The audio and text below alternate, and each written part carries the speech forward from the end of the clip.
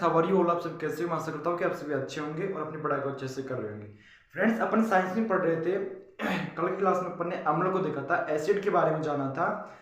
तो सबसे पहला पॉइंट था उसके बारे में, अम्ल स्वाद में कड़वे होते हैं, सॉरी खट्टे होते हैं। फिर दूसरा पॉइंट था उसके बारे में कि अम्लों का पीएच मान 7 से कम होता है। तीसरा पॉइंट था अम्लों के बारे में सर्वप्रथम आर्हेनियस नामक वैज्ञानिक ने बताया था। फिर उसके बारे में अपन ने जाना था कि अम्ल नीले लिटमस पेपर को लाल लिटमस पेपर में बदल देता है। फिर उसके बाद में अपन ने कुछ उसके एग्जांपल भी देखे थे, उसकी डेफिनेशन देखी थी अपन ने कि ऐसे पदार्थ जो जलीय विलयन में हाइड्रोजन आयन देते हैं, only for H plus ion. H plus ion को अपन क्या बोलते हैं? Hydrogen ion. कल की क्लास में अपन ने अच्छे से समझा था, इसे बोलते हैं अपन हाइड्रोजन आयन और इसे बोलते हैं अपन हाइड्रोक्साइड आयन। तो देखो, अम्ल की परिभाषा तो क्या आती है कि ऐसे पदार्थ जो जलीय विलयन में हाइड्रोजन आयन देते हैं उन्हें अपन अम्ल कहते हैं। आज का मेन टॉपिक है अपना सार। अम्ल अपन ने कई प्रकार के देखे थे, एग्जांपल देखे थे उनके कि एक तो गया आपका हाइड्रोक्लोरिक अम्ल, एसिटिक एसिड। एसिटिक एसिड का सूत्र होता है CH3COOH। फिर अपन ने देखा था एसिटिक फॉर्मिक एसिड, उसका सूत्र होता है HCOOH। फॉर्मिक एसिड चींटियों के डंक में पाया जाता है, इसका दूसरा नाम मेथेनोइक एसिड होता है। और भी कई प्रकार के एसिड देखे, अगर आपने कल की क्लास नहीं देखी है तो पहले उसे देखिएगा। आज का मेन टॉपिक अपना सार, इंग्लिश में बोलते हैं बेस। अम्ल को एसिड, सार को बेस।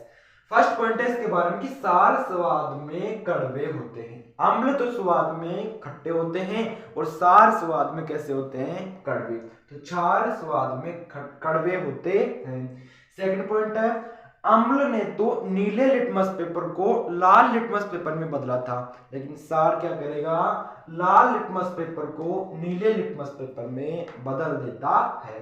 थर्ड पॉइंट है, ऐसे पदार्थ जो जलीय विलयन में हाइड्रोक्साइड आयन देते हैं, कौन से आयन? OH नेगेटिव आयन देते हैं, उन्हें अपन क्षार कहते हैं। तो ऐसे पदार्थ जो जलीय विलयन में हाइड्रोक्साइड आयन देते हैं उन्हें हम क्षार कहते हैं। फिर क्षारों का पीएच मान, क्षारों का पीएच मान यानी कि पावर ऑफ हाइड्रोजन, जो पीएच की फुल फॉर्म होती है पावर ऑफ हाइड्रोजन, 7 से अधिक होते हैं। हम लोग का होता है 7 से कम और क्षार का होता है 7 से अधिक। तो अपन पढ़ रहे हैं क्षार। देखो, फर्स्ट पॉइंट देखा कि क्षार स्वाद में कड़वे होते हैं। फिर दूसरा पॉइंट क्या देगा इसके बारे में, लाल लिटमस पेपर को नीले लिटमस पेपर में बदल देते हैं। क्षार लाल लिटमस पेपर को नीले लिटमस पेपर में बदल देते हैं।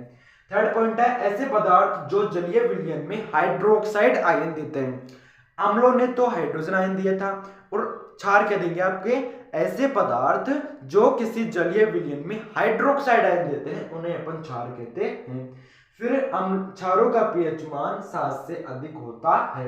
एग्जाम्पल, उदाहरण, KOH potassium hydroxide, NaOH sodium hydroxide. देखो, अगर इसका अपन जलीय विलयन बनाएंगे तो K positive plus OH negative, तो हाइड्रोक्साइड आयन है तो ये क्या होगा आपका? बेस। ये आपका क्या हो जाएगा? क्षार हो जाएगा। उसके बाद में Na का मतलब क्या हो गया? सोडियम। इसका अगर जलीय विलयन बनाएंगे, एक्वस बनाएंगे, तो Na प्लस OH नेगेटिव, तो ये भी क्या हो जाएगा आपका? क्षार। तो डेफिनेशन यही बोल रही है कि ऐसे पदार्थ जो जलीय विलयन में हाइड्रोक्साइड आयन देते हैं उन्हें अपन क्षार कहते हैं।